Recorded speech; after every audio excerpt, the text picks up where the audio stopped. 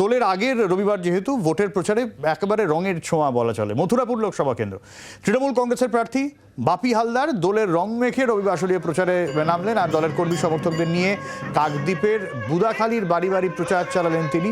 মথুরাপুরের ভূমিপুত্র বাপি হালদার বুদাখালীর বিভিন্ন এলাকায় জনসংযোগ কর্মসূচিতে অংশ নেন তিনি।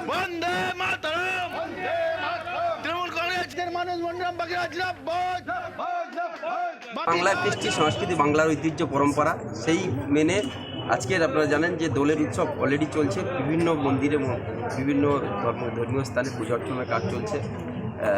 দোলযাত্রা এটা আপনারা জানেন যে বাংলার কৃষ্টি সংস্কৃতিকে একটা ঐতিহ্যকে একটা আলাদা মাত্রা দেয়। সেই দিক থেকে মানুষের আবেগ উদ্দীপনা দিয়ে এগুলো, এটা নিয়ে নতুন করে কিছু বলার নেই। এটা বাংলার কৃষ্টি সংস্কৃতি। কতটা আশাবাদী? 100%। 100%। এই জন্য আবির খেললেন? আবির খেলা বললাম তো, কৃষ্টি সংস্কৃতি বাংলার ঐতিহ্য পরম্পরা। আর ডায়মন্ড হারবারের ছবি দেখাবো আপনাদের। মথুরাপুরে আইএসএফ প্রার্থী তারও প্রচারের ছবি আপনাদের দেখাবো।